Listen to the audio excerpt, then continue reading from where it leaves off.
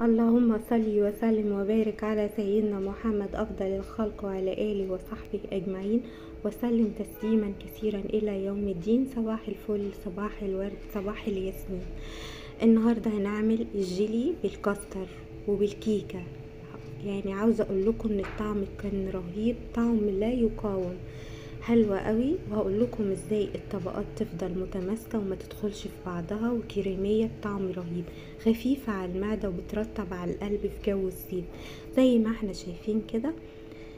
كان عندي كيكة عاملاها بالمانجا، فقطعتها مربعات وحطيتها في الكاسات، ومعايا 3 كوبايات حليب نزلت عليهم ب3 معالق فانيليا بالكاستر، وهنزل عليهم بمعلقة سكر واحدة. طبعا التحلية دي زي ما انتي عاوزة. انا حطيت معلقة كبيرة كده هرمية سكر، ممكن تقللي ممكن تزودي زي ما انتي عايزة. هاخد اللبن ده وارفعه على النار، على نار هادية كده، وافضل اقلب فيه عشان ما يبقاش فيه اي تكتلات لحد ما يبقى كريمي، واسيبه يبرد.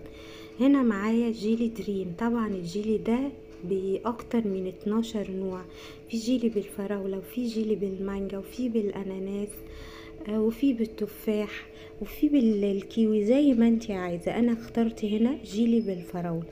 معايا الباكو الجيلي من دريم، وطبعا دريم ده احلى حاجة، يعني حاجته بتبقى جميلة جدا.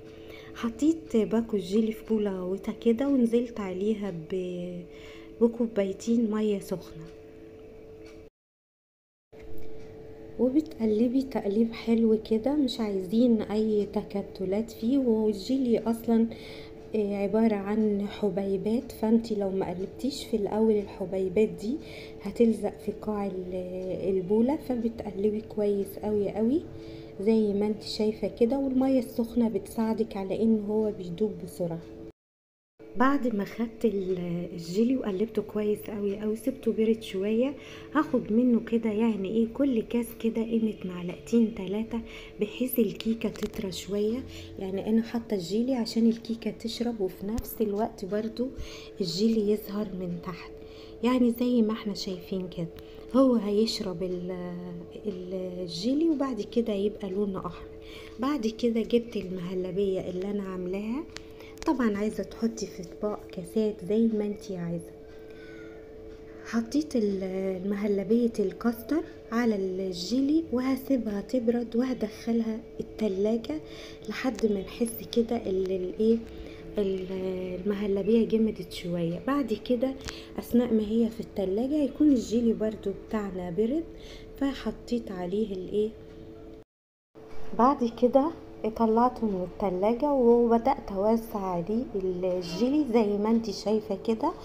وطبعا لو انتي خايفة ان الجيلي ينزل للمهلبية، ممكن تجيبي معلقة كده وتقلبيها على ظهرها، وتبدأي تحط عليها علشان ايه ما ينزلش. لو انت هتقدري تتحكمي زي ما انا متحكمة فيه كده عادي، مفيش مشكلة.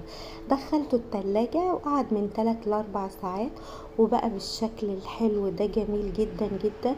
الجيلي متماسك، والمهلبية طعمها جميل جدا، وسهلة جدا، وطعمه حلو قوي، هيعجبكم ومش مكلف. الحاجات دي حلوة قوي في الصيف، بتبقى مستحبة انك تاكليها في الصيف. الصيف ده عايز الحاجات المتلجة، والحاجات العصاير، وعايز الجيلي والكريم كراميل. ودايما الصيف بيبقى محتاج حاجات متلجة عشان الحر اللي احنا فيه ده. اي تزيين عندك حطيه، فارماسيلا، كريم شانتيه، جوز هند، شوكولاتة، ومن غير تزيين، حلوة قوي قوي، طعمها جميل جدا جدا. جربوها بنفس الطريقة ديت، جميلة. وكل 3 كوبايات لبن عليهم 3 معالق، ده المقدار المظبوط، عليهم 3 معالق سواء نشا او كاستر. اهم حاجة 3 يبقى 3، 2 يبقى 2. طعمها جميل قوي ومتماسكة وحلوة قوي قوي. جربوها تعجبكم. والكاستر كان طعمه جميل جدا مع الكيكة كانت معززة الطعم ومخليها حلوة قوي، وحاجة حلوة جدا جدا. طبعا الجيلي بتحطي كوبايتين مية وعليهم نص كوباية، يعني كوبايتين مية مغلية ونص كوباية مية باردة من الحنفية، وطعمه جميل جدا جدا. وطبعا بتسيب الجيلي مع نفسه لما يبرد لحد ما الكريمة الكاسات اللي في التلاجة برضو تبرد بتحطيه. اوعي تحطي الجيلي وهو سخن على المهلبية، لانك لو حطيتي الجيلي سخن تلاقي الدنيا كده سرحت في بعضها وكله بقى يعني واحد، بقى لون واحد. لازم اول حاجة المهلبية دي تشد، وبعد ما تشد كده تنزلي بالجيلي البارد بتاعك عليها. كان طعمه جميل جدا وجربوه بالطريقة دي. ولو عندك برضو بسكويت سادة من بتاع الشاي ممكن تحطيه برضو، حلو قوي مكان الكيكة. لو عندك نايتي ممكن تحطيه، جميل جدا، هيدي طعم حلو، هيعزز الطعم. وزي ما انتوا شايفين كده اطباق صغيرة انا حطيت فيها جيلي ومهلبية بس ما حطيتش كيكة، بس كان طعمها تحفة. وزي ما احنا شايفين الالوان جميل جدا جدا، وطعمه حلو قوي قوي وحلوة قوي، بترطب على القلب كده في حر الصيف ده. والطبقات جميلة جدا جدا ومتماسكة، وتحسي ان انتي بتاكلي حاجة كريمية كده بس متماسكة وحلوة ومش داخلة في بعضها. وكان طعمها رهيب جدا جدا وخفيفة على المعدة وبترطب عليكي في الجو ده، وسهلة وسريعة، مش بتاخد منك اي وقت، ومقادير بسيطة جدا جدا. واتمنى ان انتوا تجربوها، حلوة قوي قوي بنفس المقدار اللي قلتلكم عليه. اهم حاجة ما تيجي تعملي مهلبية بصفة عامة بتحطي مثلا لو 3 كوبايات حليب يبقى 3 معالق نشا، 3 معالق كاستر. اهم حاجة المقدار زي مقدار الحليب زي مقدار النشا، وتطلع منكم حلوة قوي.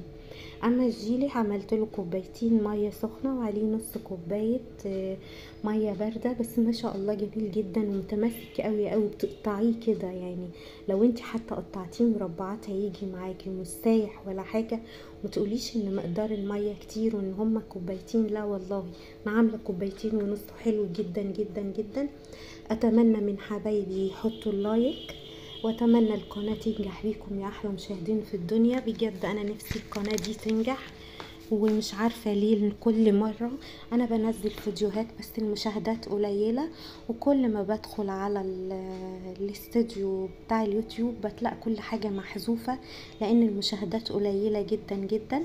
اتمنى يكون الفيديو عجبكم، ولو عجبكم الفيديو لايك وشير واشتراك للقناة، وفعلوا الجرس على كلمة الكل عشان يوصلكوا كل فيديوهاتي. واللي مشترك عندي نورتيني وشرفتيني، حط اللايك. اشوفكم على خير ان شاء الله في فيديو جديد ووصفة جديدة، والسلام عليكم ورحمة الله وبركاته.